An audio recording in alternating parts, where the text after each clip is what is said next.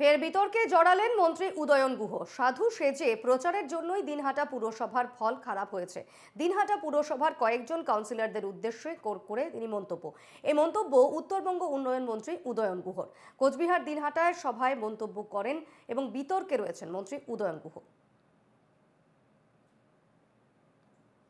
আমি এটা বলবো যে দিনহাটা শহরের যে কমিটি আছে তারা যেমন দায়ী, দিনহাটা শহরের বাসিন্দা আমিও দায়ী, কিন্তু সবচাইতে বেশি দায়ী হচ্ছে কয়েকজন কাউন্সিলর। তারা নিজেদের গায়ে কালি যেন না লাগে, নিজেদের গায়ে যেন কোনো রকম কথা তাদের উপর না ওঠে, নিজের ওয়ার্ডে তারা যেন ভালো থাকতে পারে মানুষের কাছে, সেটা করবার জন্য তারা ভোটটাকে এমনভাবে করেছেন যে আমি কারো ওপর কোনো রকম জোর দেখাচ্ছি না, কারো ওপর কোনো রকম হুমকি দিচ্ছি না, একেবারে সাধুর মতন তারা ভোট করবার চেষ্টা করেছেন। তার ফলস্বরূপ আমরা 2000 ভোটে হেরেছি, না হলে হারতাম না। এই মুহূর্তে আমাদের সঙ্গে টেলিফোনে রয়েছেন প্রতিনিধি অমিত সরকার। অমিত, আবারও বিতর্কে জড়ালেন উদয়ন গুহ। তিনি বলছেন যে সাধু সেজে প্রচারের জন্যই দিনহাটা পুরসভার ফল খারাপ হয়েছে, অর্থাৎ একাংশ কাউন্সিলরদের উদ্দেশ্যে তিনি এই মন্তব্য করছেন।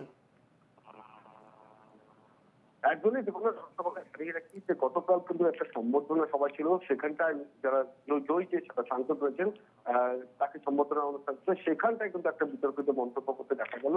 মূলত দিনহাটা যে পৌরসভা ওয়ার্ডগুলো রয়েছে সেখানটায় কিন্তু প্রায় 2000-এর উপরে ভোটে কিন্তু তারা হেরেছেন।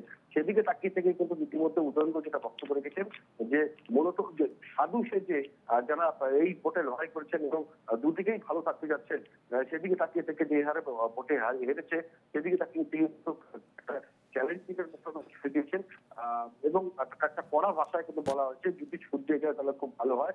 এই নিয়ে কিন্তু একটা বিতর্কিত মন্তব্য শুরু হয়, এটাই কিন্তু রাজনৈতিক একটা জল্পনা তৈরি হয়েছিল। তার পাশাপাশি বিজেপির পক্ষ থেকে কিন্তু যেটা জানানো হচ্ছে যে তৃণমূল এইভাবেই করে কিন্তু জিততে চায়, মারপিট কাটা দাঙ্গা হাঙ্গামা করে কিন্তু জিততে চায়। সেদিকে তাকিয়ে এইগুলো তারা এই ধরনের ঘটনা করছে, তাই মানুষ তাদের ধন্যবাদ বলে জানা